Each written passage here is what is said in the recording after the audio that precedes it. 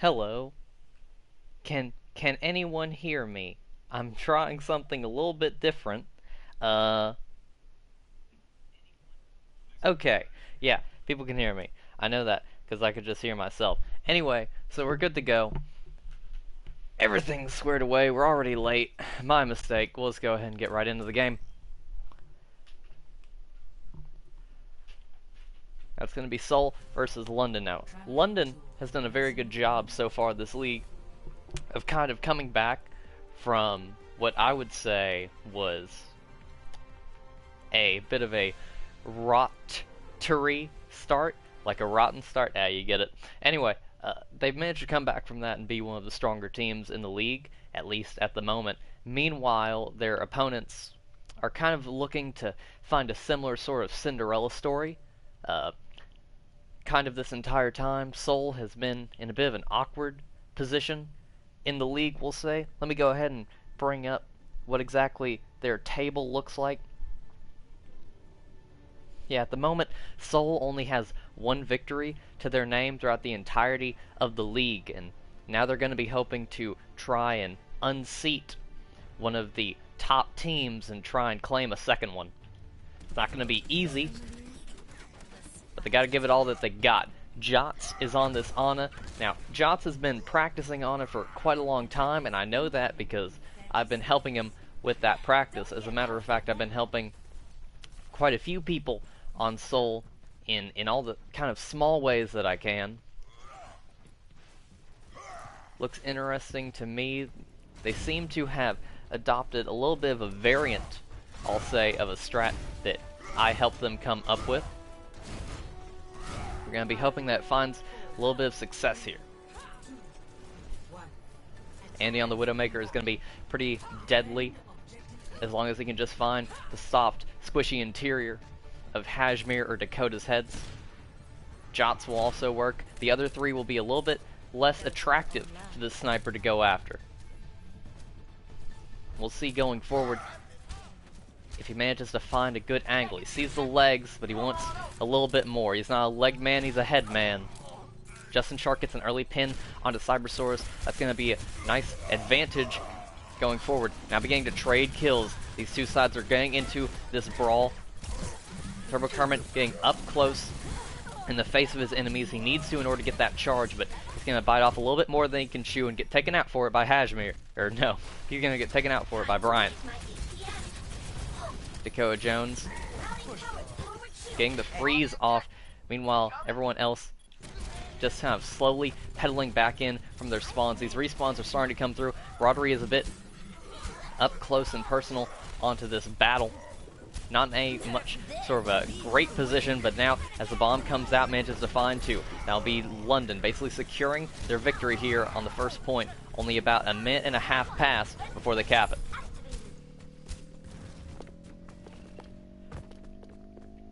Well done from them. But now, going forward, we're going to have a little bit of an interesting scenario, as now the opposing side's ultimates are finally starting to make their way onto the main stage. Hajmir will eventually respawn with that Riptire, but London doesn't want to give the opposing side a chance to really reconvene.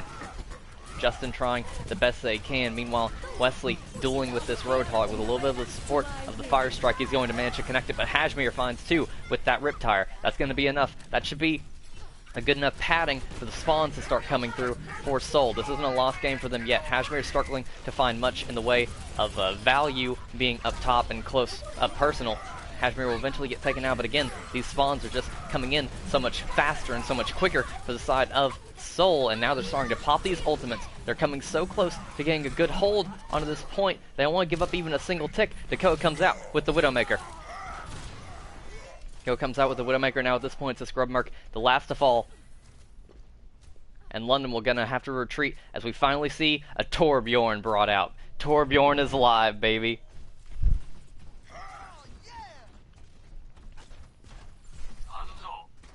It's gonna be an interesting little Widow duel here. Andy has proven himself on this Widow, but Dakota wants to show that she can play in this game just as well. Gonna get focused by Wesley. Now with the support of that sound barrier coming through, London's gonna find the sustain that they're gonna want to hold Dakota should have a pretty easy job headshotting Turbo Kermit. Torbjorn has such a gigantic hitback. That's 3 kills down. This is a 6v3 scenario. Make that a 6v2. London is finding all the kills here. Seoul struggling to find much of anything. That's all of them dead. Dakota, the first to respawn. Looking for a headshot onto Andy. It'll connect, but it's still 5 people left for London. Will anyone even be able to touch the point? Apparently not.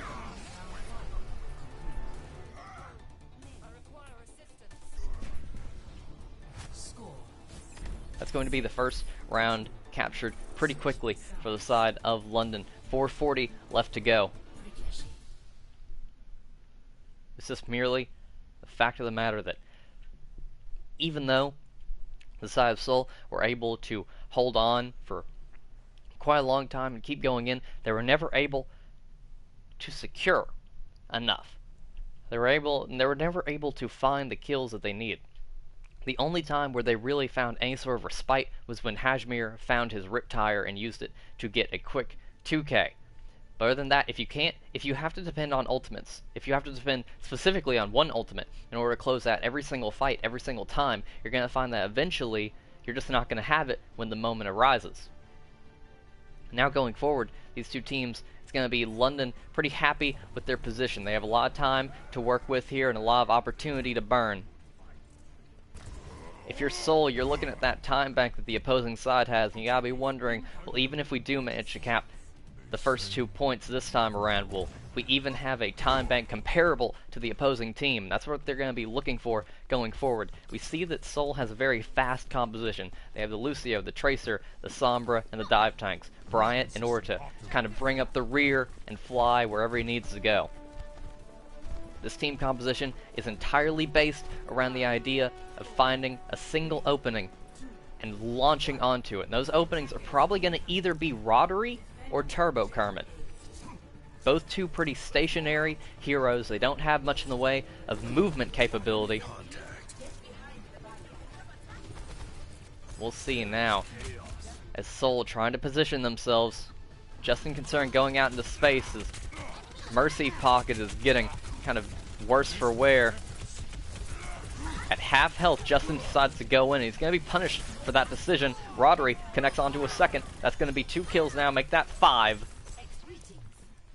London completely stops this first push from Seoul. That's 40 seconds burned. London has such a huge ult economy advantage, although no ultimates are actually coming out just yet. Still, they're going to be pretty happy with the progress that they've made thus far, and Dakota won't even get out with her life. She gets taken out by the turret.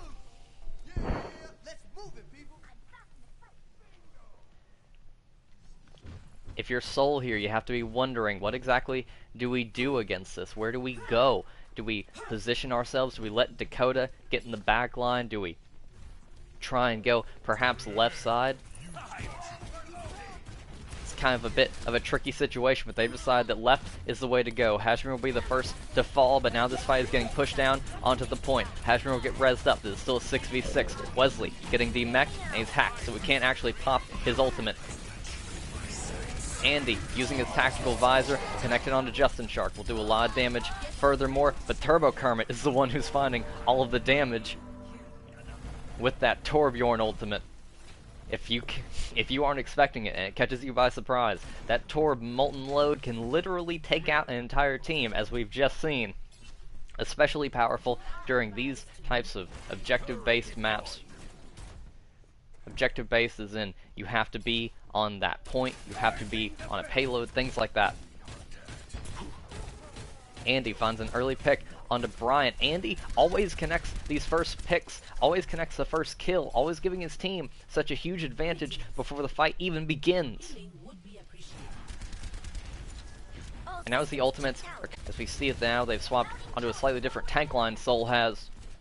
That Seoul is just looking for a good position here, probably waiting to force them onto the objective. Dakota trying her best to not get detected. The bomb comes through, doesn't manage to find anything. Dakota now still looking 5v6. They have the kill on the Turbo Kermit, but the res will come out. Dakota has had this EMP for so long, now would be the time. She finally pops it. However, the kills are still getting traded. Andy has a tactical visor again. The wait was so long, he's going to be able to get in some cleanup duty. That's a team kill. 50 seconds left to go. If you're Seoul, you're struggling.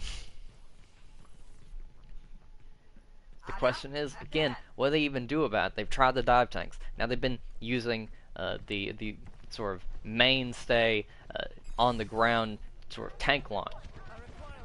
They're starting to come up on their ultimates, but they'll be a little bit longer before they manage to really find the best of their best. Meanwhile, they're going to have to play against quite a lot, and Andy gets the first kill again, but Turbo Current will go down as well. However, Seoul does not have a mercy, the opposing side does. Turbo Current will be rezzed. They want to try and take out Wesley. Hajmir dies before he can actually pop his ultimate. Dustin Shark has this ultimate, he has this Graviton Surge, he needs to use it at some point, and he will right as soon as he dies, but the rest of his team has kind of led him into the grave. They're already there, just waiting for him to show up. Seoul trying their hardest, but this is basically over. Hajmir will try and probably teleport onto the point, even if he could have. It was far too gone. Dead on arrival. London will take the first map.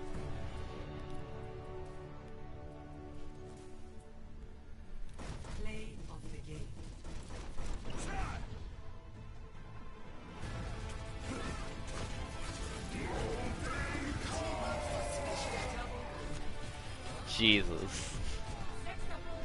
Jesus. Sextuple kill, by the way.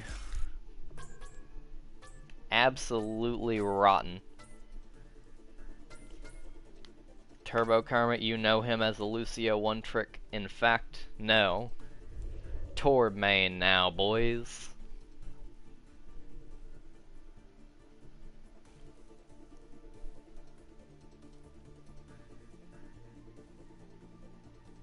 And now, looking at our next map, we're going to be headed onto Ilios. Ilios will be an interesting test for these two teams. It works in functionality completely different than Horizon Lunar Colony, so we'll see if anything manages to go a little bit more the way of Seoul this time around.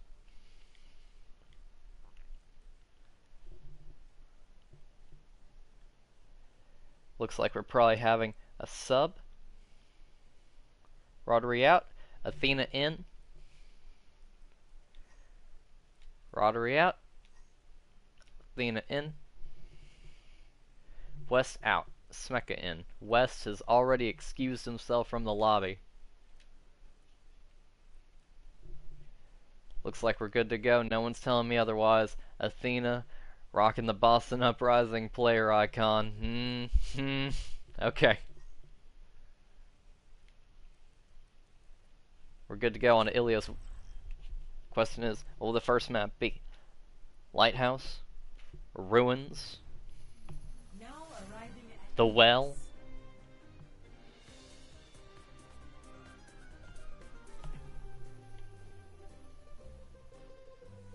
As we wait and see where we land on Greece, we go to this lighthouse. A lighthouse is pretty interesting. Lighthouse, it's a very small and compact point. I actually think that this is the smallest capture point in the game. So if they wanted to run the Torb again, the Molten Ultimate, the lava spill would be even more powerful here, because you can actually effectively cover the entire range with it. In fact, just those type of ultimates in general. Hajmir on the Reaper will also work. Death Blossom certainly covers that entire area. Death Blossom covers the entire area, as does Graviton, but we'll see going forward if these two teams can adapt as we move on to this King of the Hill map. It looks like a little bit of a change in strategy already coming out. We see Andy still on the hit scan, but now Athena being swapped in is on the Pharah. Will this Pharah be able to beat what looks like, I don't even want to call this a pseudo goats comp because it's like entirely different. Justin on this Orisa, like this is a very weird composition. This is very weird. I have to imagine that they want Dakota to basically run a DPS sort of role of Diva here, which can work, but we'll see whether or not they find much success with it as they begin to aggress onto each other. Athena hitting them from above. No one has the range in order to take her out other than the Orisa, but Justin has a little bit more important things to take care of right now. Athena goes way too low to the ground and starts getting picked off by Dakota. Kills starting to go in favor of Seoul. They're going to lose the point capture. Now the two teams just kind of dueling around here, but eventually the victor will be Seoul. They just have to kill or get rid of Turbo Kermit on this Lucio. He was already get pulled off the edge, but Bryant just goes for the final elimination strike.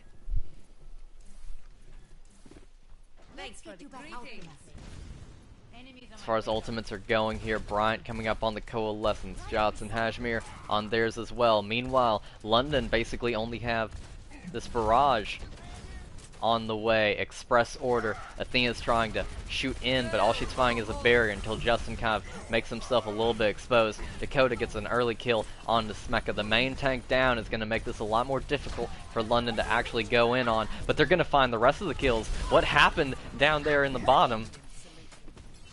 What happened on the ground that managed to execute basically an entire team in seconds?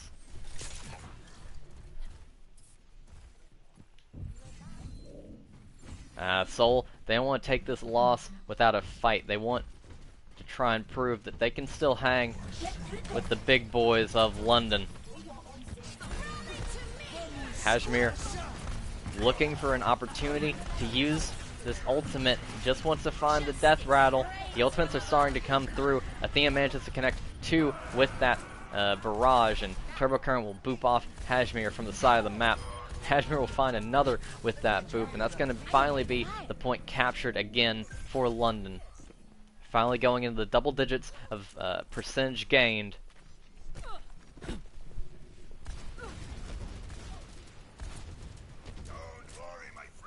Starting to pick and prod at each other. Grubmerk and Smeka have these tank ultimates ready to go.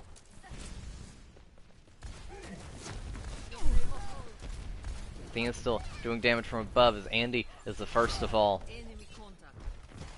London still has this res, but I don't think they're going to find the opportunity for it. The point is being contested now by Seoul, and Smeka has to go and try and stop them from getting a quick capture. He'll die to Hajmir, and now the two sides are just staging onto each other. The res tries to come through. Sound barrier now popped, as this is a coalescence. Both teams using all the support ultimates that they have. They want to sustain here. Seoul will manage to recapture, but Athena doing a lot of damage up above. Getting traded blow for blow now as Justin Shark pulls Andy off the map, and Grubmerk also falls to Hajmir. This is still Seoul getting capture percentage. They're at 87% now. They want to try and keep Smeka away. They're pretty sure they has this shatter, and they are right. However, he baits out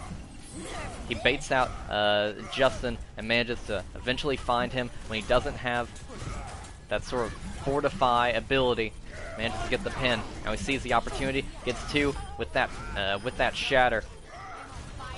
London still trying to hold on to this as best as they can. Athena trying to do as much damage, but you have to get so low to the ground in order to shoot into this lighthouse. Finally, London will get the capture.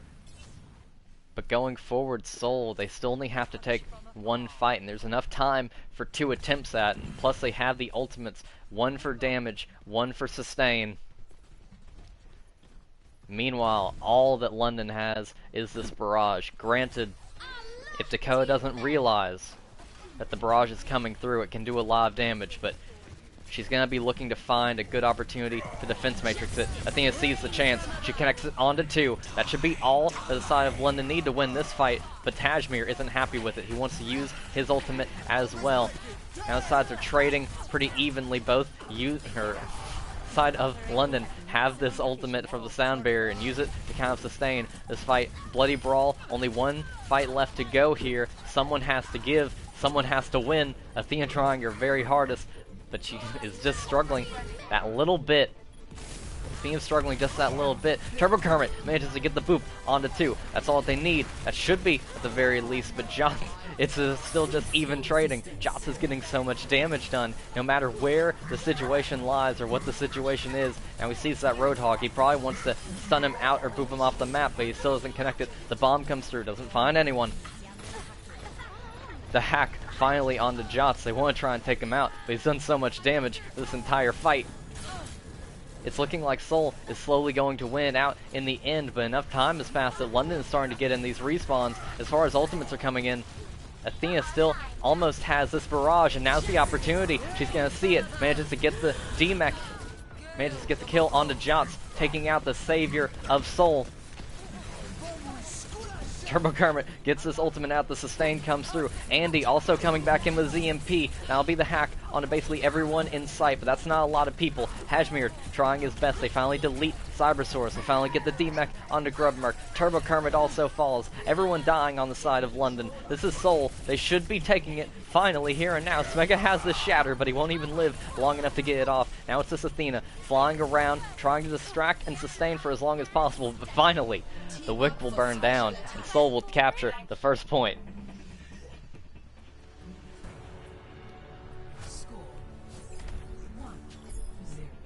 God.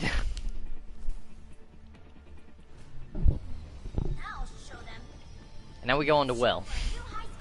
Now we go on to Well, which is so much more based around this idea of booping the enemy side into the well. Booping, hooking, whatever you can do. And it looks like some slightly different ideas will be taken into account this time around. Justin Shark dueling against Grubmerk, both on these Orissas, as is Lil Gamer versus Smeka on the Roadhogs. But the DPS lines and support lines could not be more different. We'll see which one finds more success.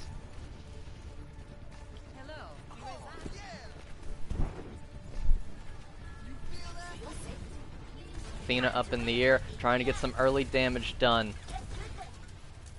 Gets into a little tussle with the Diva, but then decides that Justin Shark is such a much more attractive opportunity. Gets chased around, but still in the air, still launching down a salvo. No real fighting has begun unless you call this short little exchange that's gone down. Both sides get a hook into the hole, but the kills are still coming in favor. Now it's a 4v2? 4v2. 4v3? I don't know. In either case, Seoul manages to actually cap it first. Seoul doing quite a lot better job than we've seen them do for this entire season so far. Finally finding a round where they can come alive in, but this is still pretty early on. Let's see if they can keep it going forward. Athena, after doing so much damage, has not only fed Bryant his ultimate, but also acquired one of her own. She won't be able to find anything with it before she gets bursted down, but meanwhile on the ground war, the side of London is still managing to get the advantage. Still in a 4v5 situation with London at the helm. Now it's getting a little bit more even. 4v4. Sides are still kind of waiting and finding an opportunity to duel. For every kill that's made, the kill is traded. Justin trying his best, and now the Roadhog will do as much damage as he can before he falls. Again, it's just trade after trade after trade. But what matters for Seoul is that the entire time, their dominance of this point has never been questioned. They've held on to it for the entire time. They want to keep that streak going. Hajmir trying his best, and with the help of the lifesteal, he'll actually manage to stay alive in that duel versus the Grubmerk, and Seoul will hold on to this going forward. Hajmir has the Death Blossom yet again. Didn't he just have this? In fact, so many ultimates, which it feels like we just saw be used, are now right back online for the beginning of this next engagement. Dakota has this bomb, pretty powerful on this map, but the EMP comes through and now the dive will follow. Looking for any weaknesses and they'll manage to find two. Reaper kill onto that, and Hajmir gets the Death Blossom, manages to get the kill onto Andy, still just kind of bumping around. He's looking for his target of Smeka. He wants to do as much damage as he can, because he knows that if he doesn't, they'll trade evenly. That's the weird thing about shotguns, not necessarily being hit scan weapons, but technically being slightly projectile. You can get those situations where both sides get the kill onto each other. Now Turbo Kermit's going to be hopping around. He wants to get the boop in, and he'll manage to get onto Lil Gamer. but will he manage to find much more? Will the Fortify is still out there for the Orisa? Will the Bomb find anything? No, it does not. Finally, he'll manage to get the boop onto the Orisa as well. So much damage to these tank lines being done by Turbo Kermit. Will it be enough? We'll wait and see. Smeka back on this hamster ball. Wants to try and get here and sustain for as long as he can. And eventually Turbo Kermit will be taken down. Smeka still trying his best. He'll manage to get the slam down as well as the adaptive shield, but he chooses not to pop it until there's no one around him. Jesus. Seoul will manage to take this map as we're now in a 1-to-1. Kermit can't do more. Yeah, you're not wrong. Play of the game.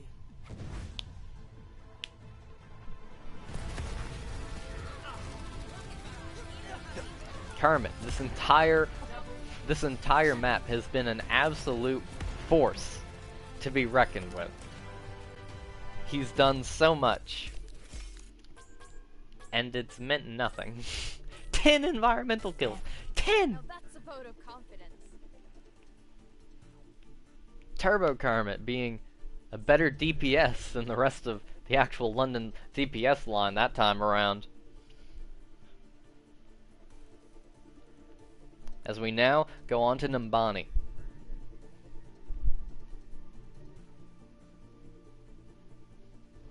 Currently 1-to-1. Which team is going to manage to find an advantage here? Should be interesting to see. Numbani, one of the maps that you can actually tie in the game, so maybe we'll see that. It all remains to be seen. Let me check and see if anyone is asking for any sort of swaps. Yep. Grub out. West in. West, get back in the lobby.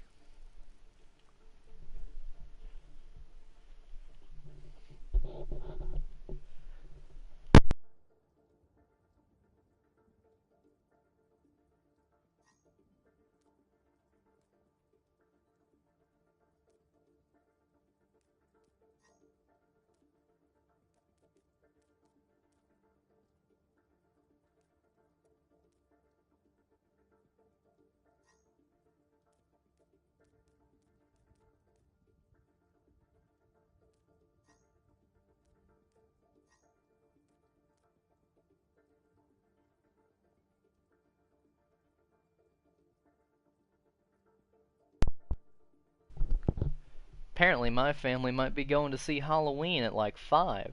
So that's pretty fun. 5 Central, by the way, so it's not exactly going to get in the way of this game. Alright, it seems like we're good to go. Seoul just doesn't have the players in order to swap, and London have already made theirs, so going forward now, on to Numbani.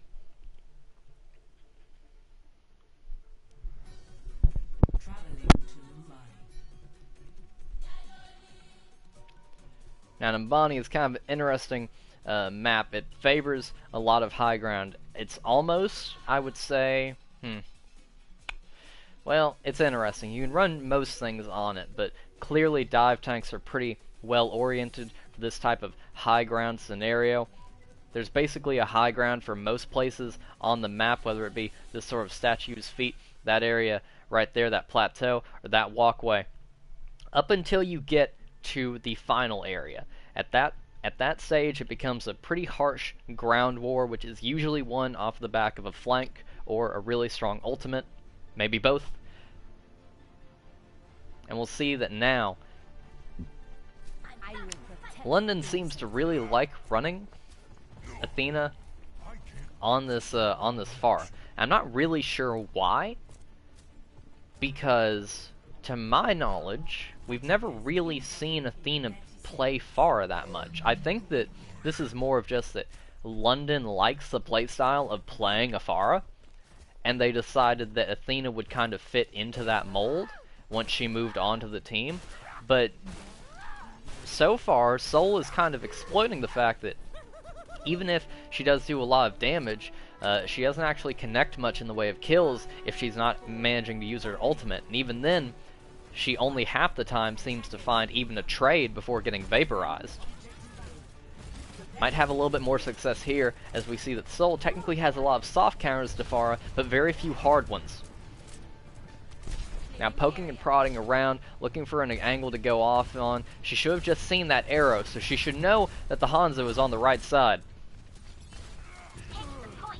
Jot's going to get an early kill onto Andy. That'll be a huge number advantage for the side of Seoul. And London's choosing to push off onto that, and they're actually going to manage to win off in that fight. Despite being a man down, Bryant isn't having it so far, but there's only so much that you can do, even as Brigitte. Hajimir also falling shortly afterwards. We see Dakota swapping onto this Widowmaker, wants to try and shut down that bird, clip her feathers from the sky. Gonna be a little bit difficult here aiming at Faraz with these sort of vertical movements are so hard on console, but Dakota is deciding that she can do it. Athena, not a fan, knows that that Widowmaker is there and knows exactly what her target is. Wants to try and run around and hide behind cover as best as she can. Now going a little bit aggressive. She has this barrage. She just finds an opportunity to use it, but Dakota will manage to get the final hit onto Athena, managing to take her out of this battle before getting rezzed shortly thereafter. Athena's back up in the air. What will Dakota find with it? Dakota has to know that her adversary is so far away, but I don't think that she really cares that much. This payload was still being pushed that entire time, so even though Seoul was basically managing to win that fight out in the end, they still kind of struggled with the particular aspect of actually contesting that payload. And now it's kind of an awkward angle. Dakota up here wants to try and give in some support, but because you can't really see that street, it's so hard, and you have to get more aggressive with it, as we see her doing right now. As far as ultimates are going here, both sides have about a fair number of them. As far as one to possibly win this next fight out, depends. Hajimir might be trying to end it before it even begins. Going around the long way with the tire. He doesn't want it to get spotted out, but you only have so long. Dakota already manages to find one. Andy will get the tire, taking that out of the possibility ring. Using the dragon after using the Diva Bomb is a bit of an interesting decision. You kind of already zone out the enemy with the bomb itself, and the dragon just does that more. And he doesn't find much of anything with it except for the damage, but he will get the headshot onto Jots Loves You. Or Jots Hates You. Dakota up in the air, trying your best, but will get plucked out of the air by Andy. Hajimir looking maybe to contest that payload, but he's just not going to find the opportunity. 5 minutes remaining now for London. All they have to do is try and capture third. Dakota now swapped onto the McCree. Still knows that they need a hit scan, but has decided that Widowmaker is not the route to go. Not enough flexibility, and you get pretty easily countered by Hanzo if you're not paying careful attention. Now Athena up in the air, still getting down. A bit of this salvo. Has this barrage, looking to find opportunity to use it. Andy will get 2 kills. Nicely done by him. Now a pretty good zoning dragon will catch them as they try and retreat. It'll get Dakota, and it will land a headshot onto Jots. Andy with a 4K to open up this final aspect, this final area for his team. Little Gamer tries his best, but try as you might, there's only so far you can go with a limited amount of health against a team of 6 all by yourself. Hajimir wants to try and contest this for as long as he can. He's finally getting the damage out onto Andy, but Athena strikes back, bites back just as hard. Little Gamer is trying his best. And Hajimir is going to try and send in some support with this Riptire, but will it manage to connect onto anything? Not if Andy has anything to say about it. Andy, you monster! They won't be able to get back onto it. It's going to be the side of London getting it all the way to the end.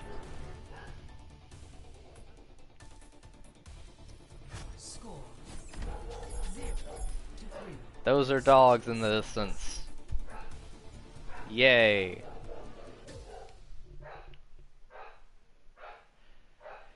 Just consider them as howlingly excited as we all are.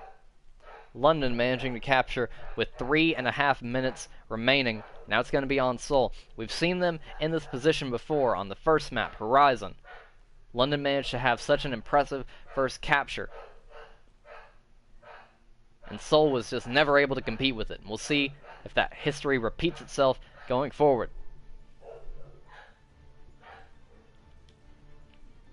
It's looking like they might be going with a little bit of a change in plans here on the side of London. They have Andy on this Widowmaker, and they're going to have Athena on the Junkrat.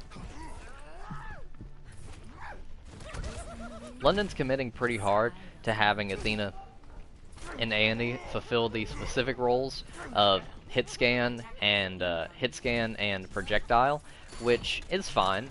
You know, obviously most teams consider a pretty good idea. And on this map in particular, Junkrat does such a good job on defense, it's not that surprising.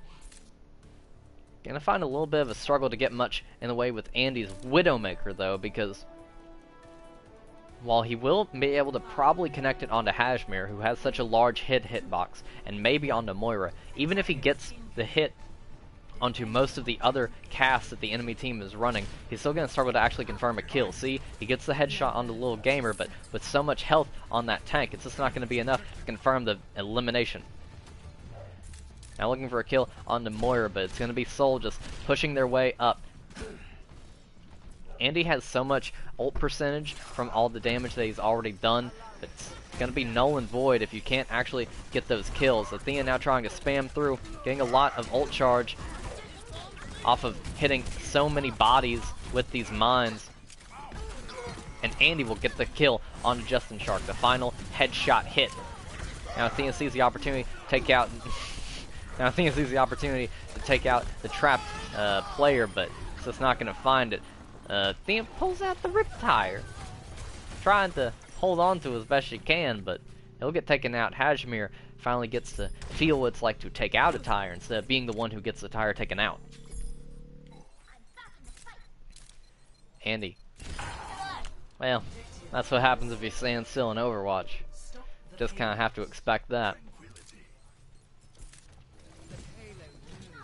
Jots has his armor ready to go, but Andy, in turn, can now see through walls. I would call them fairly evenly matched abilities. Andy hooking up. He has kind of put himself in a bit of an awkward place, not having that hook cooldown. Leaving his team kind of exposed. Turbo Current will somehow manage to get that res off, and Andy, the long-range sniper, is now in the thick of the fight. Getting held and sustained up off the back of the supports, but somehow manages to get that kill. I guess Jots put his shield down right at the wrong time. Meanwhile, Athena coming up on this Riptire. Lil Gamer and Dakota Jones also have their ultimates, so there's going to be a clash to try and see who can win this one until London decides to give it up. They decided that they didn't have their tank line with them, at least not close enough, and they knew that they wouldn't be able to hold on for too much longer if they just ran in. And now Seoul is actually going to start third with more time than London did, so Seoul finally catching a little bit of a second wind here in the second half of the game. They want to try and secure their advantage here, their lead. As the Riptire comes through, he knows that all the bodies will be down there. Lil Gamer also almost gets taken out, but it's just not quite happening just yet. Bomb comes through. What will it find? It won't find much of anything, but Athena will get the kill onto Justin Shark. That's a lot of protection down for the side of Seoul now.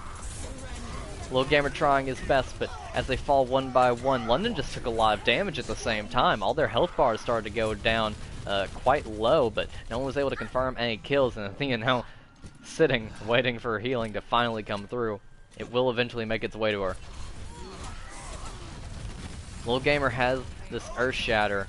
It's also coming up on Jots and Justin having their ultimates, so a lot of sustain, a lot of power here for Seoul. Will it be able to beat the strength of Rodri and Andy's ultimates, as well as Smeka's, which is coming up slowly but surely. And now as well, Athena's. Dragon Strike comes through, tries to zone out some of the enemy squad. Doesn't really do much in that sense, though. Transcendence gets popped, I'm not sure why. Maybe just because he heard the Graviton, but that will connect. That'll be 4 down and almost lands the tire. That'll be so much damage done for the side of Seoul. They managed to get the 4K. They're finally getting this payload moving. They need to try and get it to the end. They almost have more time than their opponents if they can just manage to pick off the enemy team before they get too much of a foothold back onto this point. Athena playing the Dance of Death will get finally taken out by the Reaper himself. Justin Shark low to the ground in such a bad situation here, getting poked and prodded and slammed and hammered by every single angle, but his healers will keep him alive. The Diva Bomb comes out, will it fine, not nearly as much as Hashmir does with his Death Blossom, but it will still connect onto that Diva mech. Athena now trying her best, but she'll get taken out. Got a little bit greedy, looking for the freeze kill instead of just using the ice block. Seoul is going to try and keep this competitive as we go into the overtime rounds, with both teams basically having about 3.5 minutes or more left to go.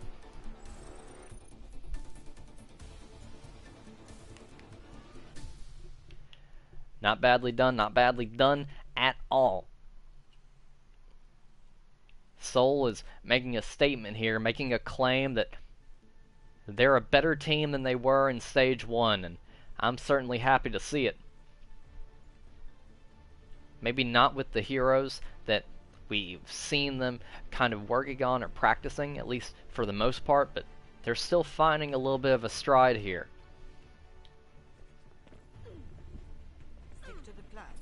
Now it's going to be on London. How do they deal with a team that is just now finding themselves, right? How do you counter a team that's in such an experimental phase and that doesn't necessarily have a set strategy or have a set idea of how they have to play the game? What do you do against that? You can try and counter what they've been running, but then they'll just swap to something else, and that might be even more successful. It looks like they're going to try and fight a little bit of weird fire with weird fire. Andy on this Symmetra. Doesn't look like he's placed any turrets, so it's a bit of an odd idea. If he placed them early, the cooldowns for setting new ones would already begin, but he's still waiting for so long. A little bit of poking and prodding going through here. Roddery is on this on-end. A little bit of a interesting flank coming through here that puts them in a bit of an odd place. They're getting shot down at like fish in a barrel. They need to try and push through. And okay, kills are still going in favor of the side of London, though. Both sides losing their main tank, but one seeming to have significantly less need for it. That'll be London managing to sustain and survive the first attack, and not only do they survive, they get a lot of ult charge out of it. Certainly more their opponents do. Andy did so much damage, already at 94% to his ult charge, now at 94%. Already at 94%, 95, goddamn. Already at 96% to his ult charge. System optimized. Already has his ultimate. Ah, never mind. Anyway, meanwhile, Seoul is starting to go down below. They're looking for a chance, an opportunity. They want to try and sink their teeth onto this, but Smeka getting the first pick yet again. Now the barrier comes through. London still finding a lot of these initial picks, but they finally managed to get, Seoul manages to get the kill onto Turbo Kermit and Athena. So Hashmir doing a lot of damage, but it's still just not enough. Dakota here by her lonesome. She could try and go for a bit of a savior Diva Bomb. Looks like, it's an interesting position that you have yourself in here. Dakota could get sort of a flanking bomb if she finds the opportunity for it. Meanwhile, Ultimate's coming through. Well, hello. Meanwhile, Ultimate's coming through. They have this shatter. Dakota has the Diva Bomb. Roddery also coming up on his Nano. In fact, has it. Athena gets the opening pick onto Hashmir.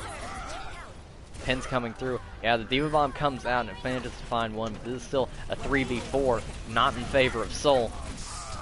Ultimates are getting popped. Athena, with that blue juice turning her red this time around.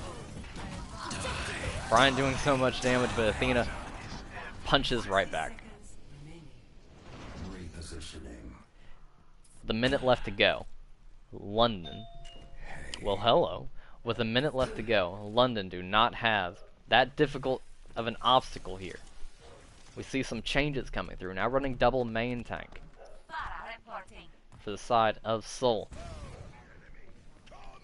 They're kind of probably hoping quite a lot that Lil Gamer and Hashmir find some success with these ultimates, because they're the only ones they're going to have going into it. They're basically going to be dueling against 4 ultimates. So they have to find so much more value than one would normally have to. Kashmir already gets the initial pick, and it doesn't look like that's in a very resable position. They want to try and take out West, but West will actually be the one who gets the kills. Things are starting to fall apart for Seoul. They're starting to crumble. Justin caught between a rock and a laser beam. He'll get taken out, and now London just have to try and get the first tick. And if anyone's wondering why the score still isn't updated, it's because Best Mod West Mod is currently playing in the game, so we can't actually do anything to the stream.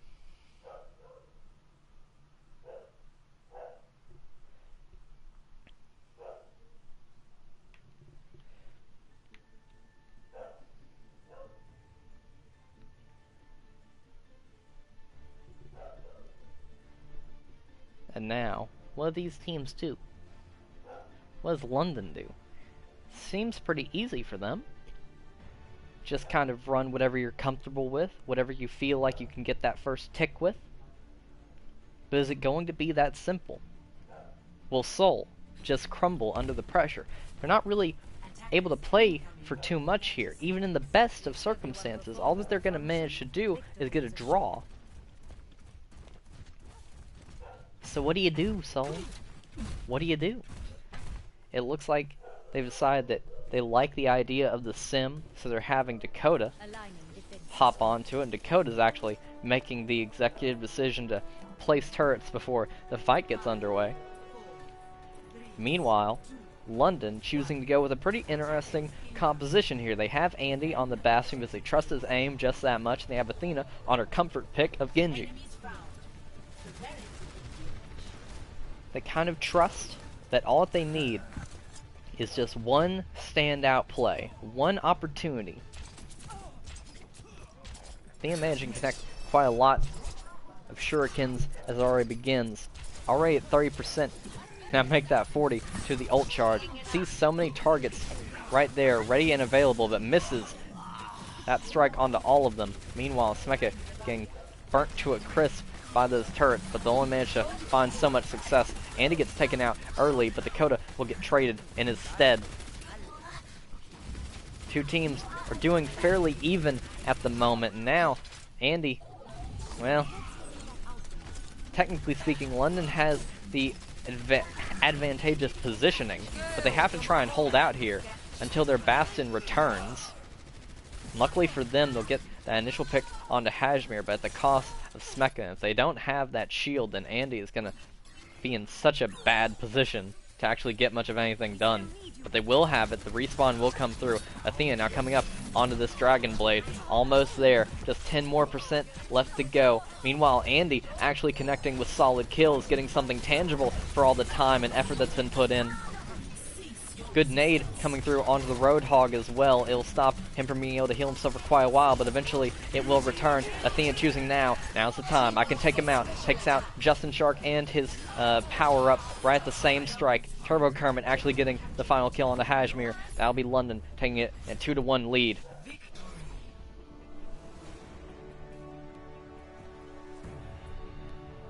Well done from London. But now they have to try and hold on as we go on to our fourth map. They don't want to give this up. They don't want to let this go. And now we go to Dorado.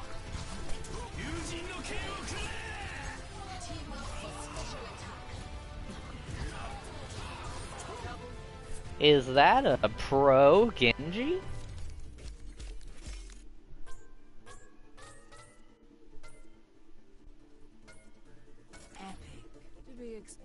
The vote's so split between London, but everyone on Seoul knows.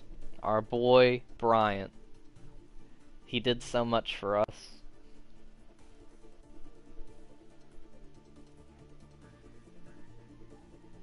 And who can say where the road goes?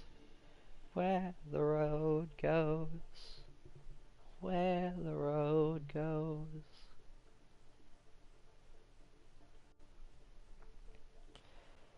Smeka out, Grub in. Smeka out. But Grub, now's your time to shine, boy. Now's your time. Now's your chance. as we go on to Dorado. Now, I want to see Hamster for the same reason that I always want to see Hamster. Especially because this is the best Hamster map in the game. Yes. Yes, it is the best Hamster map in the game, and I hope there are two teams here take advantage of that fact. However, they have disappointed me in the past.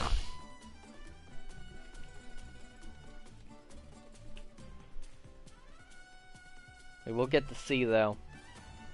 It's going to be all or nothing for the side of Seoul here. Put up or shut up. They've come close to beating London. So close.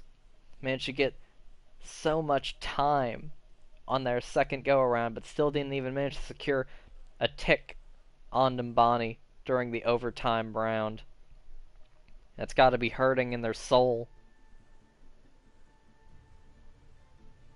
But the only thing that could hurt more is losing to Athena on main tank. At least that's how I feel about it. Doesn't look like anyone's going to be playing the Hamster, at least to start with.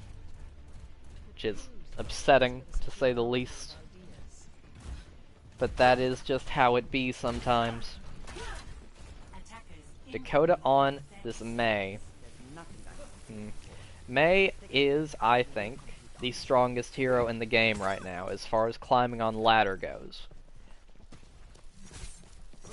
And we've seen Mei win playoff games in our league, is the most that I'll say about that. RIP San Fran, 2018 to 2018.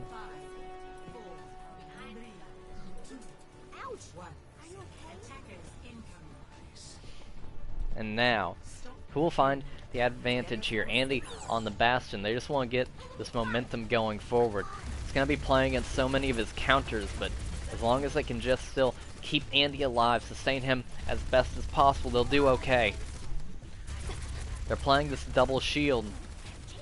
They're trying to hoist them above the shield, but eventually the wall will break if it pushes into that into the environment.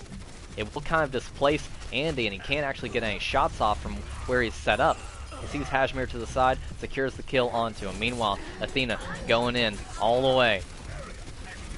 Getting melted down slowly, but not nearly as fast as Andy is finding his opposition. And he finally gets set up again, right to get slept back down. Kind of struggling to find an opportunity where he can actually set up. He doesn't know where it's safe. He doesn't know because the enemy team is just slowly shifting to match anything that he does. And finally, he gets executed slowly by Dakota Jones.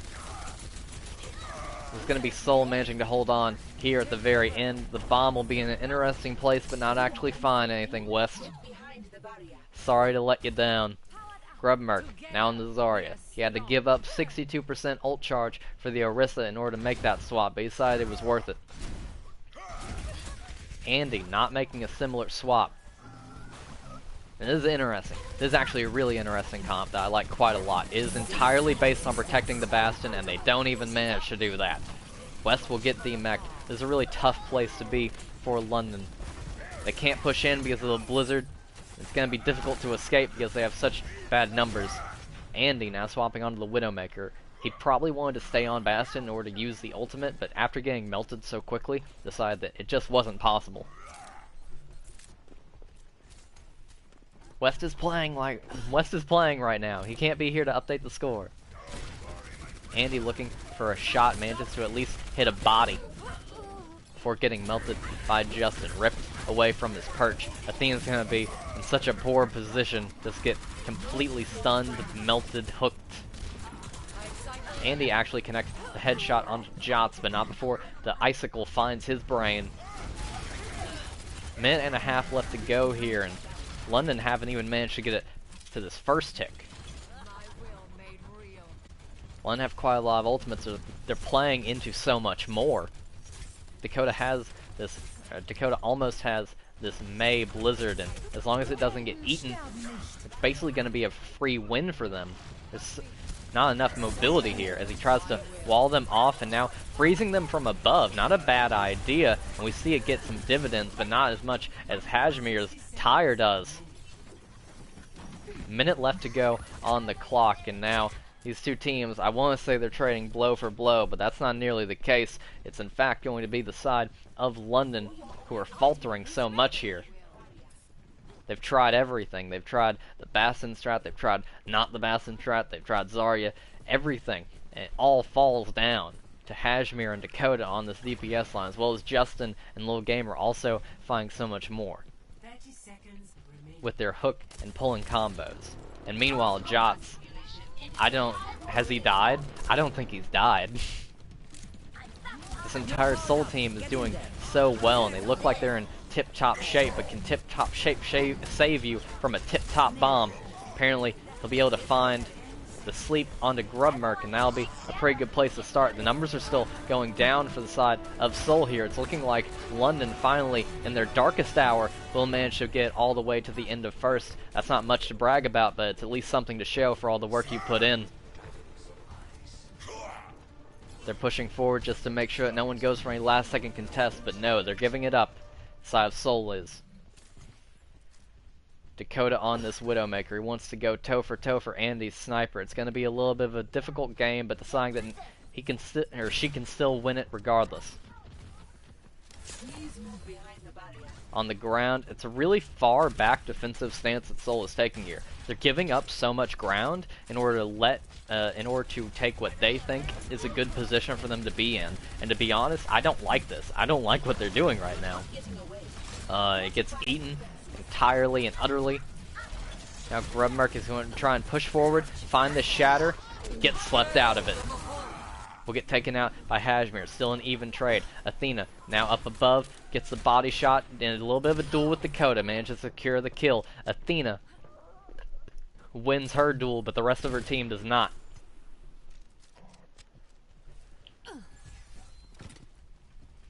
Now a minute and a half left to go. They're going to be pushing, London's going to be pushing into this Riptire, which has shut them down so many times in the past. Andy has this dragon, but with nothing to combo it with. It's really going to be more luck-based than anything else. Hajmir pulls out the tire. Death from above. Almost manages to kill Turbo Carmen. But not quite. Dakota will take out Turbo, but will die shortly thereafter to Athena, probably catching her unaware. Two sides are in a heated little brawl here as now Lil Gamer pulls out the Hog ultimate, almost gets the kill on the Roddery, but just isn't able to secure it. He will hook back in Grubmerk, keeping him still long enough for Jots to get the final blow. They know where Athena is, and Athena knows where they are with that ultimate. So now going forward with 30 seconds left to go, Athena wants to get this kill on the Jots. Almost gets it. Almost gets it. Dakota is going to have the advantage of having this Infosight in just a second. She can just get a little bit more ult charge. There we go, it gets popped. She knows exactly where Athena is. Question is, what will she do with that information? Apparently not a lot, as Athena actually gets the kill onto her. The fight is still going in favor of Seoul. It's Wesley trying to keep Turbo Carmen alive for as long as he can. They'll both eventually fall. This looks like it's about as far as London's going to manage to get. Athena's going to try and touch, but close but no cigar. This isn't very hard for Seoul to try and take it back. We might be seeing a map 5. In fact, I'd say it's almost very likely. It's currently 2-1 with the advantage to London.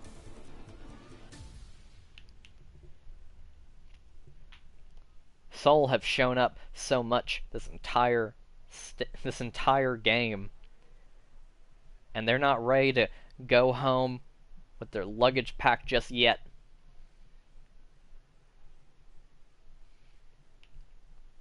What do they run on this attack, though, in order to try and find a little bit more success in their opponents? Do they run the hamster ball? They're not going to, but they should. It's looking like they're going to run a pseudo goats comp. They're swapping out the Lucio for Dakota Jones on the Sombra. Should be interesting to see how this does against the enemy team. This is such a dive tank heavy map. It's such a mobility based map, in fact, that even though in like a ground fight, if the fight gets brought down to the payload, like early, if the fight goes down to the payload, if London engages onto the payload early, I think that they lose the fight.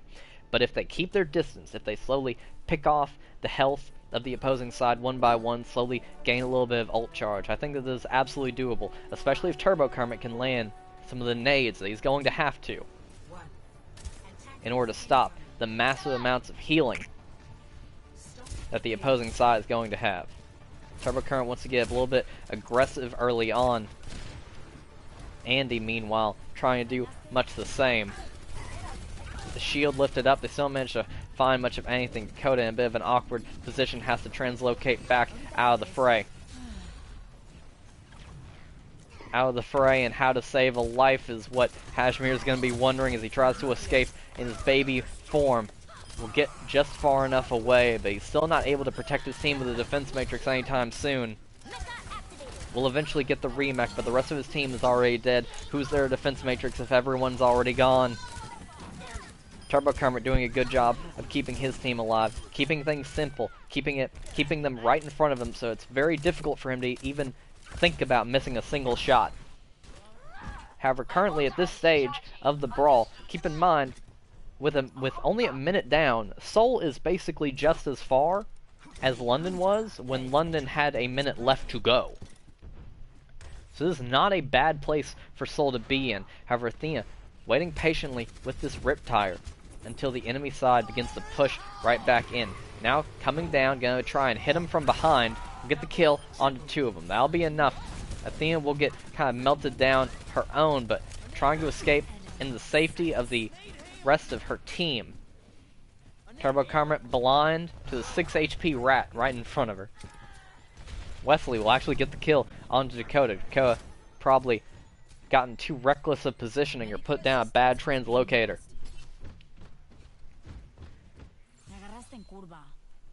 Dakota Jones has this ultimate, this EMP, ready to go, locked and loaded, and they were able to follow up with quite a lot pretty soon. They won't have it online to begin with, but off of the back of this EMP, they can probably farm the rest of their ultimates. They're not playing into too much, really, that basically everything on the side of London gets countered so hard by this EMP as well. Like, despite what ultimates that they have, and now she's gonna be looking to kill Roddery, and with the attack of the Moira ultimate, will manage to succeed on that front. It's going to be the entire London side falling one after another. Wesley manages to get the remech, but that's about it. Andy's now up top. There's only so much that a single spider can do against a wave of serpents.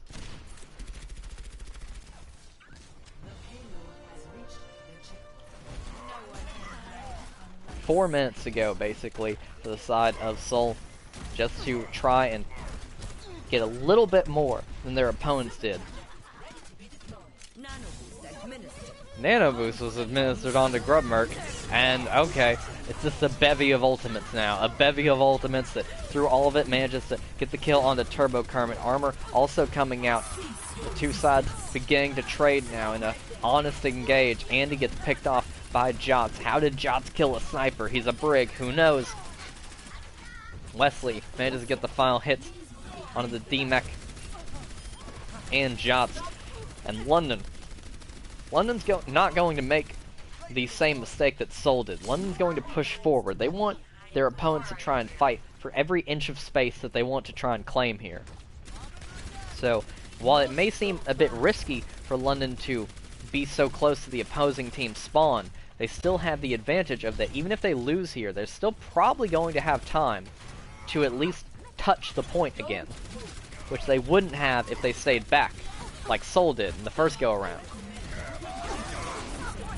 EMP and Slam comes through, but Slam doesn't actually find anything because of a slight mistime of the EMP. The pin will manage to get the kill onto Grubmerk, though. That's going to be Lil Gamer in the back line looking for more.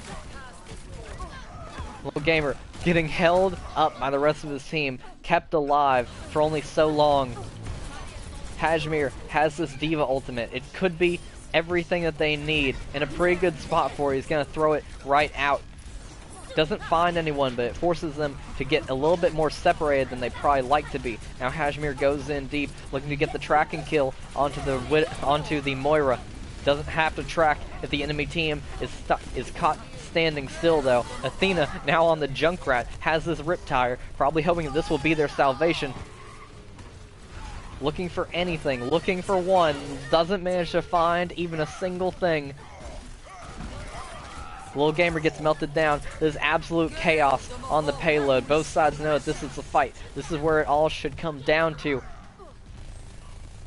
As far as ultimates go, neither side's really catching on to anything. Both sides are still just struggling, and eventually London will push Seoul away. Seoul gets to sink their teeth into Andy a little bit and find that kill onto him, but it's still such an oddly made fight. Bomb finds Justin Shark, hacks on basically all of London. That should be everything that Seoul needs in order to get the final kills onto him. They're starting to get two onto the tanks, but will they manage to get the squishies? Who knows? Apparently never. Athena will get taken out. Turbo Kermit should be the next spot on their list, considering how well of a job he's doing hopping around that point. They'll finally melt down Turbo Kermit, melt down Roddery, melt down Andy. After killing all three supports, they'll get it all the way to the end.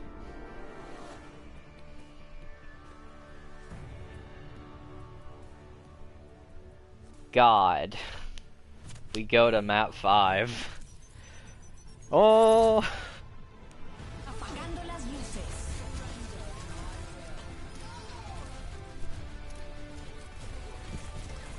Got him.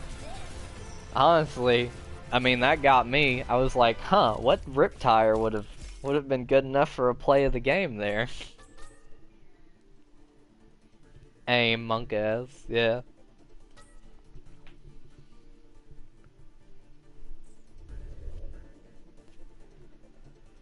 God, what's the final map? My throat hurts. Tiebreaker. Li Zhang, boys. Li Zhang.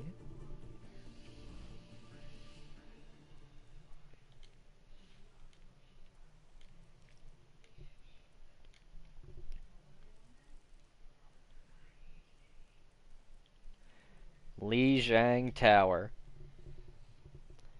Li Zhang Tower, and am I getting any messages here? I'm asking if there are any subs. I don't think that there are. Oh wait, yes, there are. Okay. Cyber for Athena.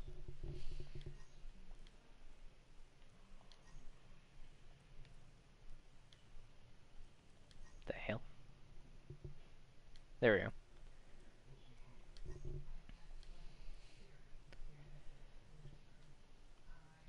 Alright, we got Cyber for Athena. Looks like that's about it. Again, Seoul just keeping their lineup. I think that we're seeing an interesting sort of clash here of ideals in how the two teams are going about it.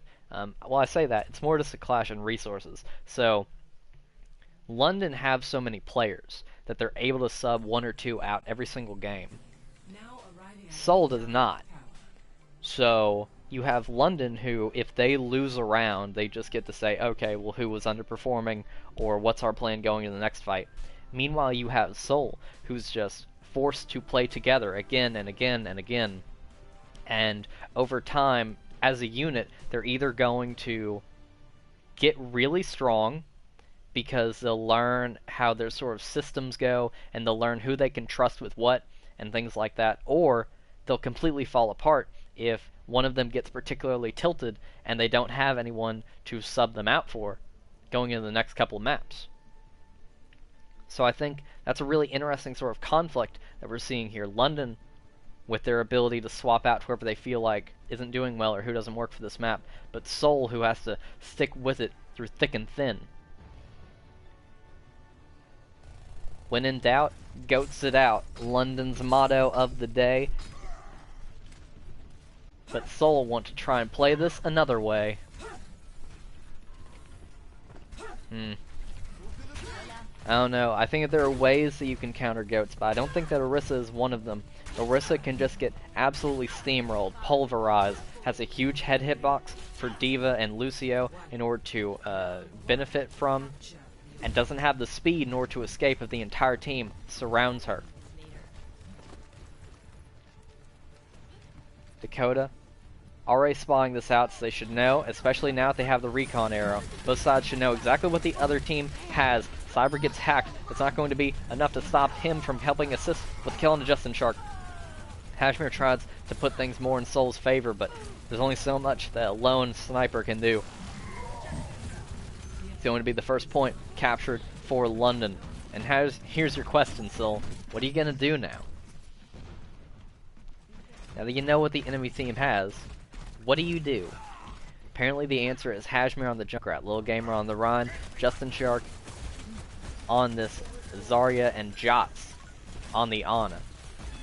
Jots knows if he can just land a good nade, that should be enough to turn the tide of the battle in his team's favor. Meanwhile, really a lot of veins of attack that the side of Seoul is choosing to go with here, but they're all kind of crumbling as Lil Gamer is the first to get picked off. That's such an unfortunate position for them to be in. So many fights are decided by who gets picked off first, and we see that now as while the side of Seoul is still sticking around in order to try and get a little bit of ult charge. Eventually, they will all fall one after the other.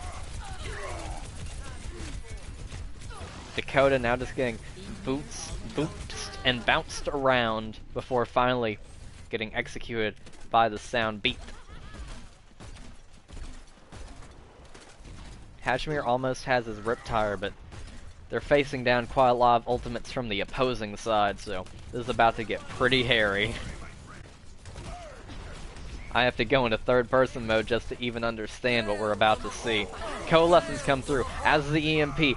Nice nade onto a lot of people, leaves them low, ready for attacking. Andy also gets taken out. He was hacked. He couldn't pop his ultimate with the D.Va. So many kills coming out in favor of Seoul here, basically getting an entire team wipe. Cybersource still won, still trying to keep himself alive. Turbo Comet trying to keep the point alive, and eventually they'll manage to get it. Seoul will get it all the way. They'll manage to find the first capture of this round for their team. They were able to hold on to quite a lot of ults, both teams, mainly because for the side of London they just couldn't even use them because of the EMP, and they were killed before they were able to get unhacked. But now Hashmir wants to try and win this next fight out early. He's going to be hitting it right into a sound barrier though, so everyone's going to be completely protected. An ultimate traded for an ultimate. Justin gets that nano boost, but there's only so much that he can do. He does manage to at least get really close to having this Graviton Surge. Almost has it. Now he does. When does he use it? When do you decide that now is the time? They can't really afford to lose this fight, so I think it's more just a matter of resource management. Does he think that now is the opportunity to use it? Apparently he decided not so. Seoul will have at least one more go at this. They'll have at least one more attempt, and they'll have the grav, and they'll have the EMP in order to try and take this point back. So many juicy targets, but they actually, Seoul are actually the ones who get grabbed first. They weren't aggressive enough with it, and they're going to pay quite severely for that. So many grabbed right over there, right out of arm's reach of the payload, but with a team wipe, is going to be Seoul losing the first point, London managing to cap it.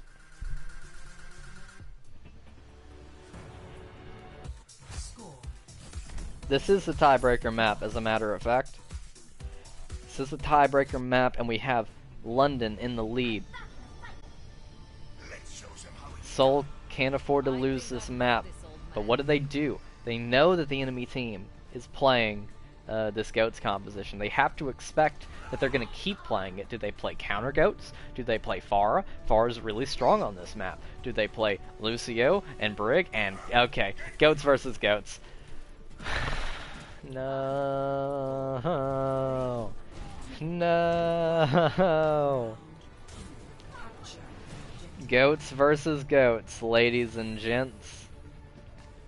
One side going through the across the bridge, the other side going through that rightward flank. Two teams now staging off. They see that both sides are running Goats. Both Reinhardts run into each other. Defense matrix coming out, trying to keep the Reinhardts alive. Now, one side getting quite a lot more aggressive than the other. Seoul trapped in a box. London have possession of this point. Will Seoul actually manage to get through in order to take it back beforehand? Yes, Seoul start to push out. They manage to get a little bit of damage done, getting the first pick, but the rest of the fight isn't necessarily going their way. The Coalescence comes out already. How is the Coalescence out already? The healing is so strong. Cybersaurus has his ultimate, but he just doesn't manage to pop it before he's killed. London, I have no idea who's winning. They're trading evenly. Lucio uses ultimate in order to keep the rest of the London squad alive. Grubmerk comes in with a slam and jam in order to get Hajmir and turn him into spam. I don't know what's happening. Justin Shark doing so much damage. He has his ultimate. He could end the fight right here with the Zarya Graviton Surge. He's getting bullied quite a lot. Someone just end me. Someone's going to start to try and end it as so many more ultimates are coming out. God, I hate goats. So much is being done here. The Graviton, the burst, the bombs. Soul caps it first.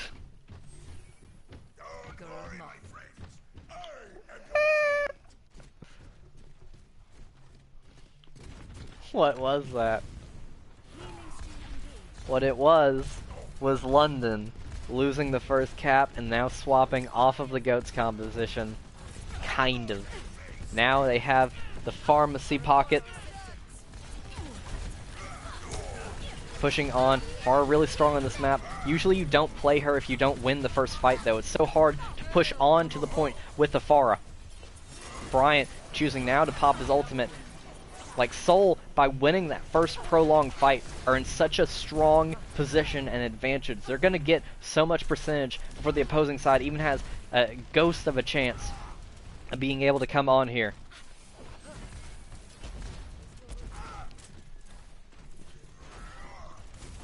London royalty.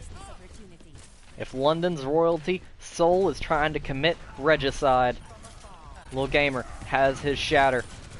He sees an opportunity. He gets him on the pin in. So much damage going out onto the side of London, and it gets sustained through the help of the Lucio sound barrier.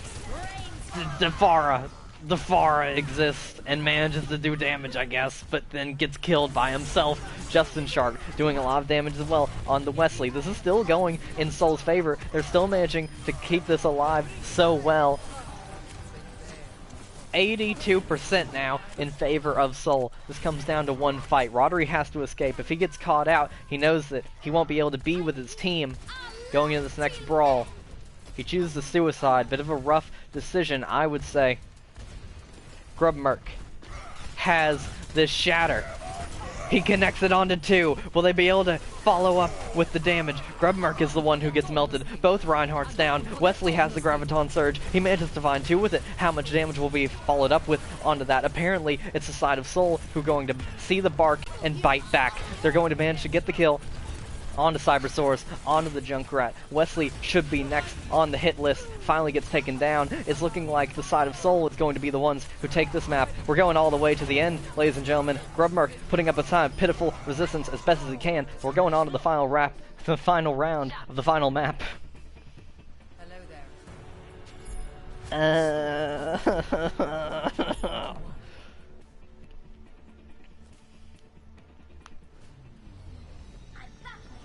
So that's why I don't play Pharah at that point.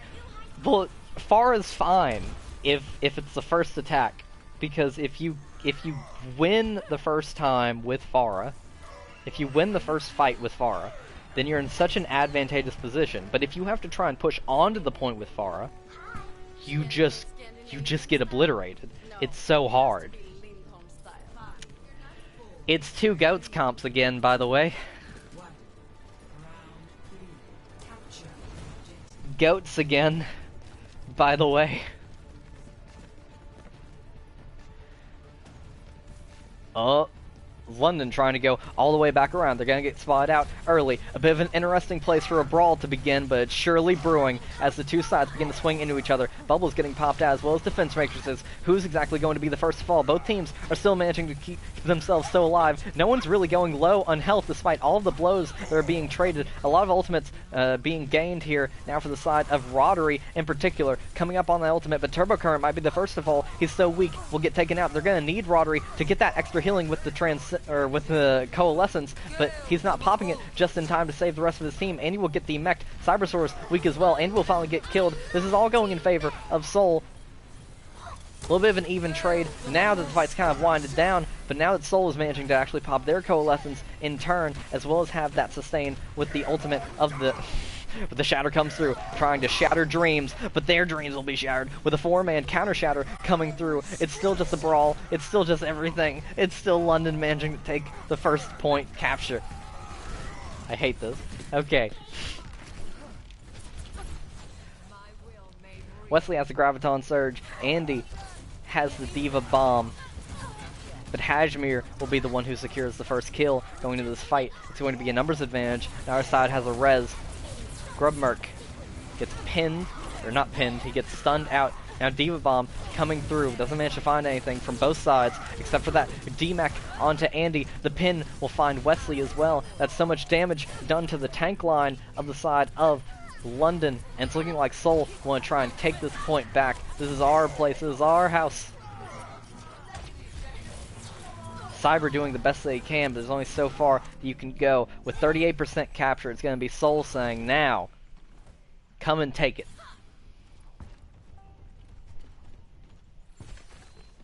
Both sides have a Graviton Surge, which will be more victorious. It seems like Dakota is going to be able to keep his team alive with the help of his ultimate in the shape of this rally. So much damage being done. They get the kill on Turbo Kermit now into Grubmerk. It's just a slaughter. Bryant chooses now as the time to use his ultimate, despite the fact that everyone on his team not only is full HP, but also has armor. So a bit of an interesting time to use it, but they just wanted to ensure their victory. Dakota will get pinned through, and the Slam manages to at least find the Diva. Bomb comes through as well, and it won't find anything. They're kind of just staging here, except it does actually manage to find the D-Mech onto Andy. So many surprise D-Mechs coming through, and now it's just every ultimate in the game being popped at once, trying to keep both teams alive, trying to kill both teams. It's all the same. It's all happening at once. My poor little monkey brain can't possibly comprehend it. The pin comes through, manages to get the kill onto Cybersaurus. Not a bad start. Slam down, comes out, doesn't hit anyone. There was no one even in line of sight of it. Seoul is still holding on to this as best as they can to get the kill onto Turbo Kermit. Bryant already has his ultimate and uses it yet again when they basically won the fight already. Cybersaurus now swapping on the Ana. London decides they need a change of pace, otherwise they're going to lose their crown. Hajmir has his bomb. Justin Shark coming up on his Graviton, but Grubmerk wants to try and shut this down with his slam, if he can just find the opportunity. Well done from both teams. They're trying their best. Wesley is the first to fall. Andy gets demeched. This is all going in favor of Seoul. Will the Seoul squad find it? The sides are trading evenly until finally Seoul begins to break ahead. Seoul wants to finally get a first solid win of their entire season against a team that has been so dominant throughout most of it. Will they manage to get it? They're going to try. Wesley not managing to get back in time. Seoul will bring it all the way to the end.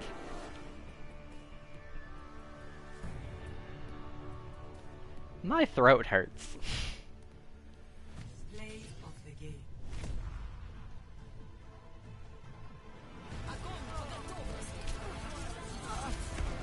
Now with a Graviton Surge over there, and an EMP over there, and Cybersaurus being everywhere in the kill feed, how does Turbo Kermit get another play of the game?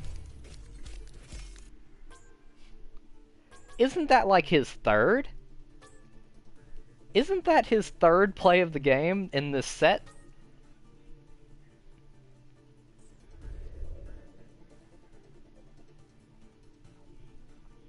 Jesus Christ. Well, Time for interviews.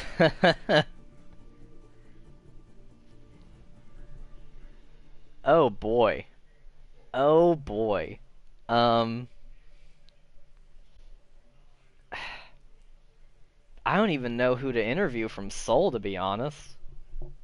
Yeah, I know West. Lol. Interview West. Lol. I'm interviewing Turbo Kermit. Um, interview all of Seoul. Oh boy. If I interview all of you are gonna have to make sure that you have your garbage set up. Justin? Yeah, I'll interview Justin. Hold on.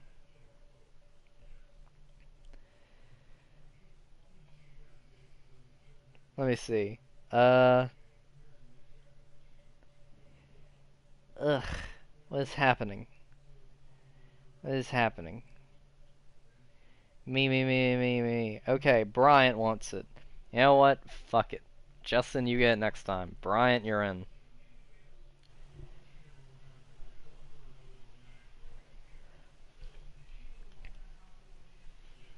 Bryant gets in because last time I wanted to interview Bryant and he didn't get in. Oh boy, they're all in a party. Never mind.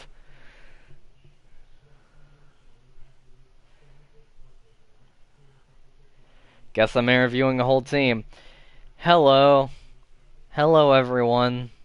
Okay. They're all in game chat, so. Oh boy. Oh, that's very loud. Okay, let's all talk one at a time, please. Um, uh, we'll go ahead and say first off, all of you make sure in your party settings that you allow your voice to be shared.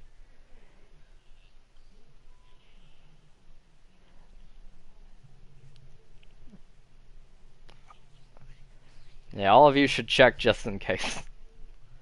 Okay. All right. So, okay. Dakota, make sure your voice is shared. I guess I'm interviewing an entire team. All of you, make sure your voice is shared. Okay. Okay, little gamer, if you're gonna talk, make sure your voice is shared.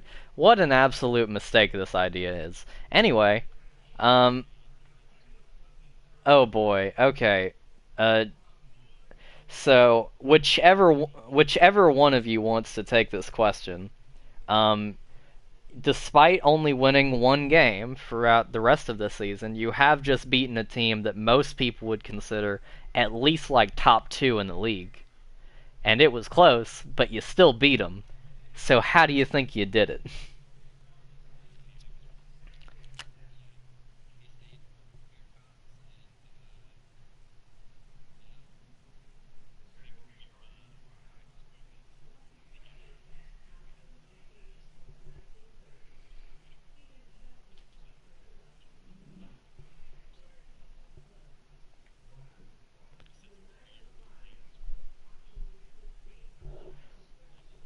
Hold on.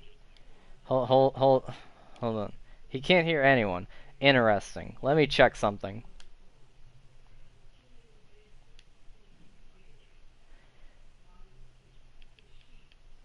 Yeah, I think it's because it's not my party. I think that that's what it is actually. Hold on. Yeah.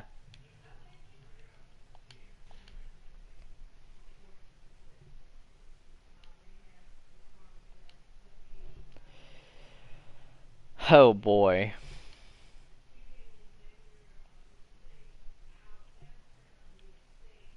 Invite Kashmir, Bryant, Justin. Kashmir, Bryant, Justin. They can invite the rest of them.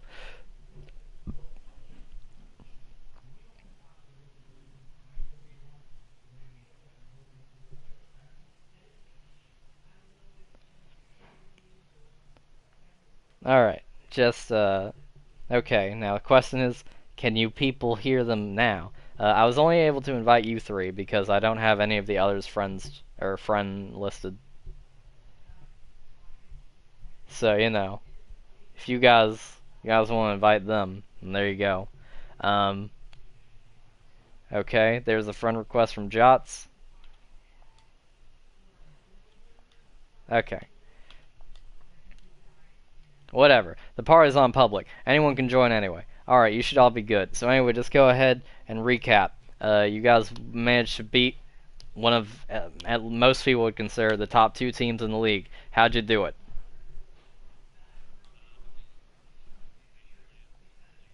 We adjusted on the fly.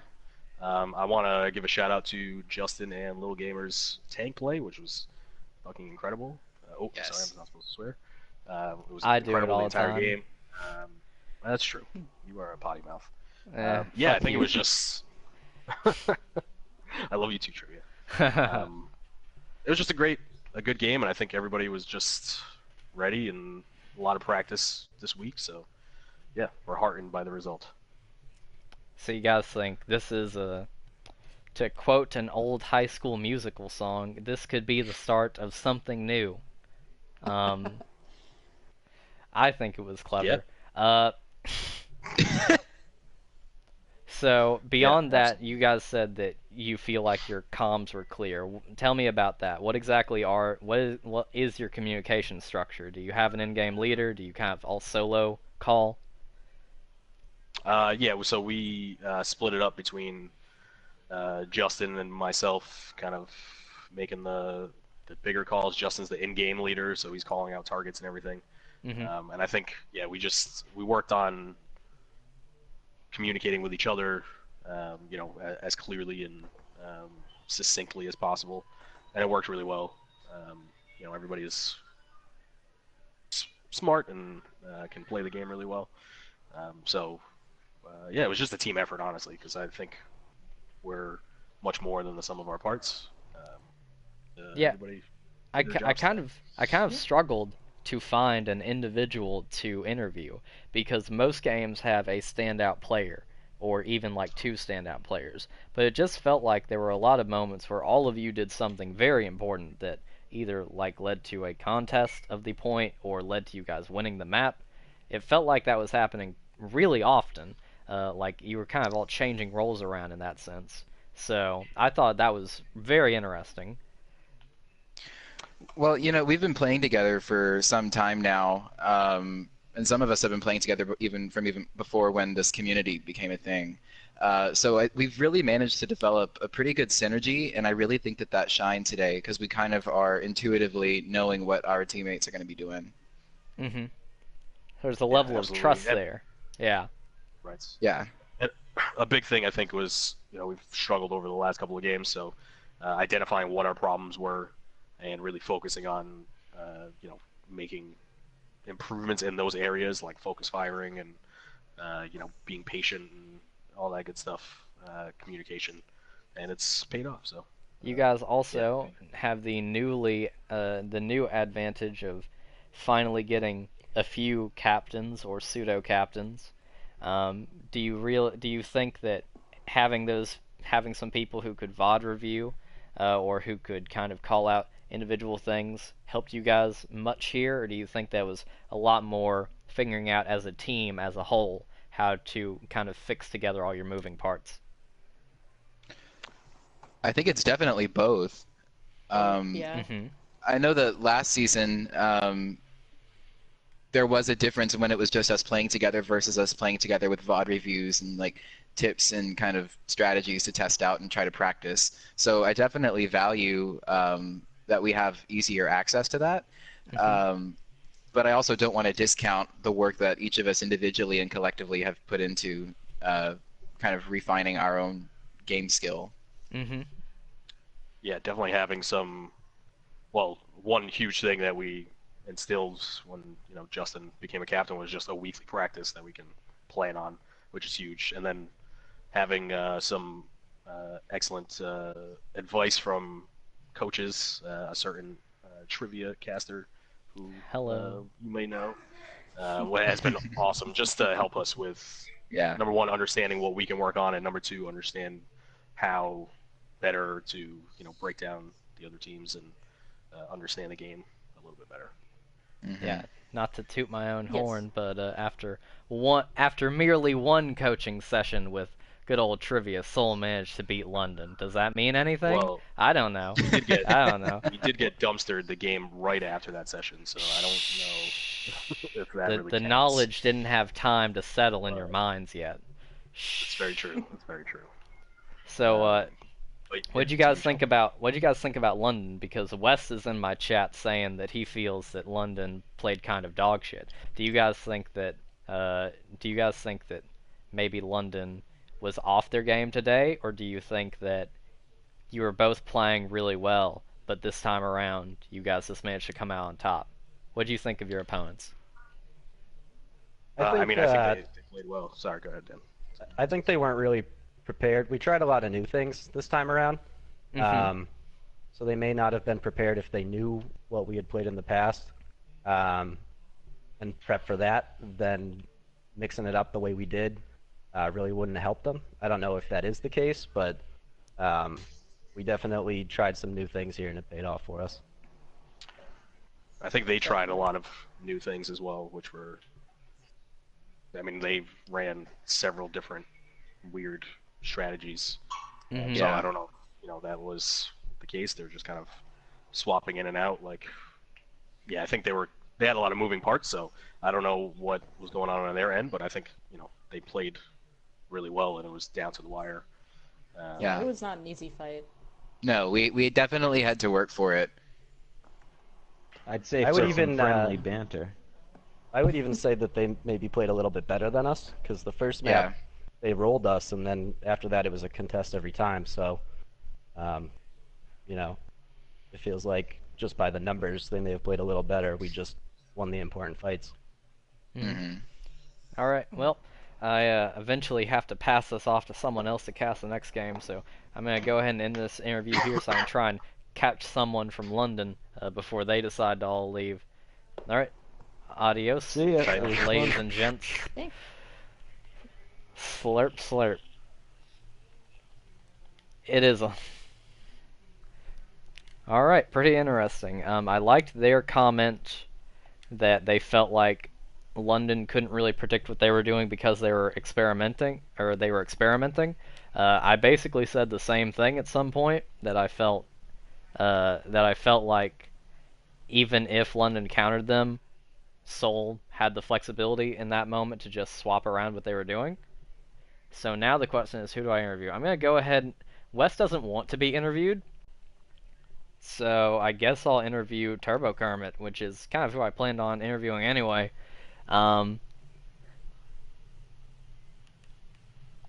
Here's hoping Turbo Kermit is willing to go ahead and talk about his team's loss here and what I would call an upset. I would probably say this was the match of the weekend, and we still have another game today and all of tomorrow to go, but this was a good round.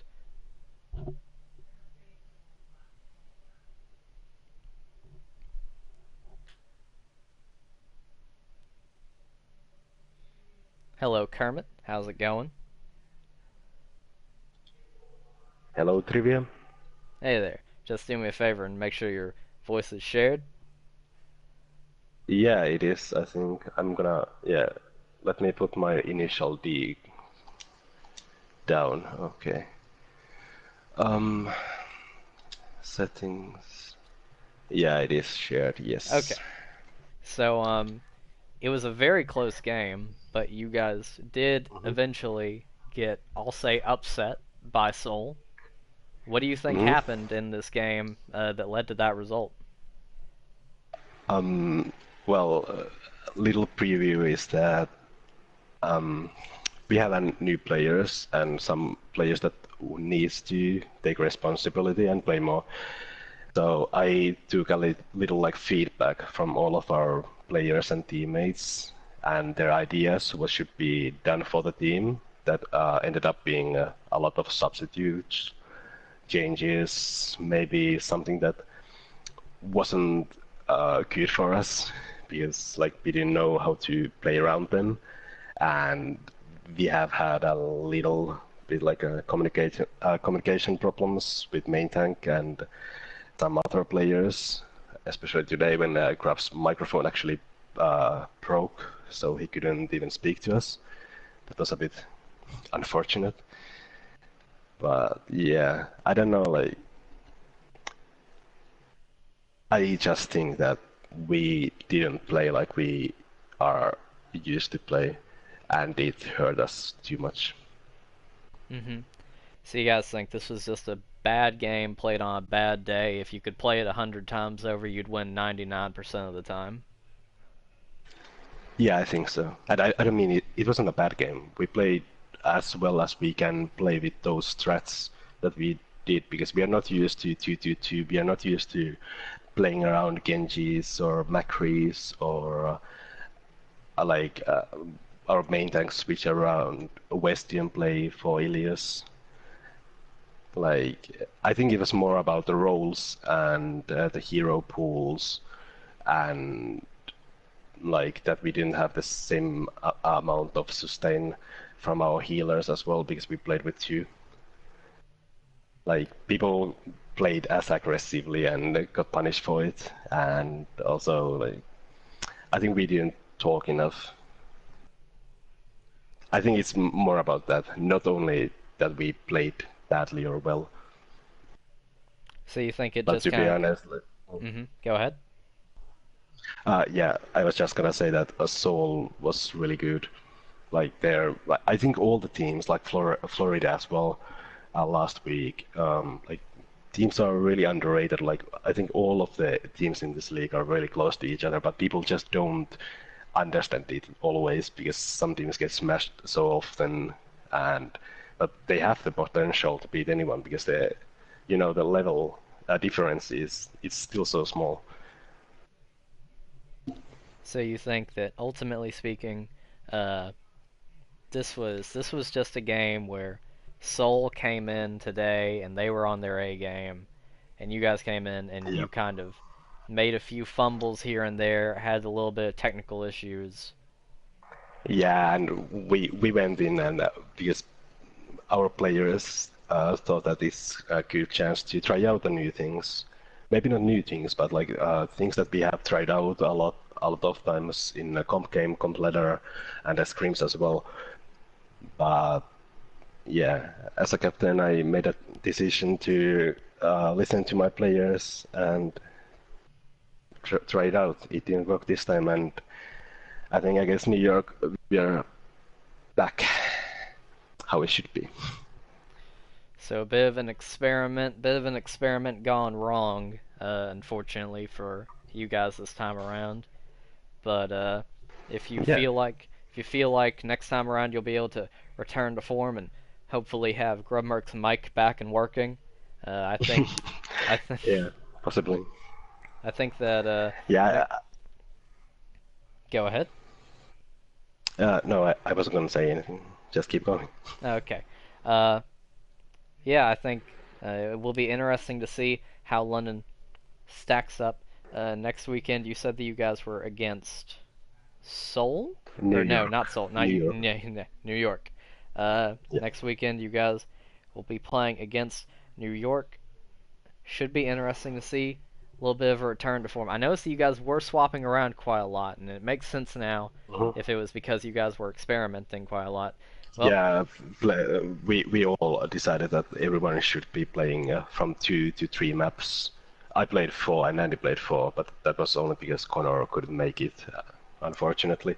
So like that, but that's that basically all the reasonings behind why we rotated so much because we wanna be fair towards every single player we have. And sometimes it doesn't work. Sometimes it does. Let's see. We need more time. well, understandable. Next weekend, though, you guys will be right back up and at 'em. Even at your worst, you guys are still obviously very competitive, and I think that next weekend we'll see you at your best, or at least you'll have to be in order to beat Seoul. But that's about it for me. This has already been roughly an hour and 45 minutes, and I have to leave some space for whoever's organizing the next game. So, Yes. gracias, Turbo Kermit. Yeah. Thank you, Soul. Yeah. G GG's all around.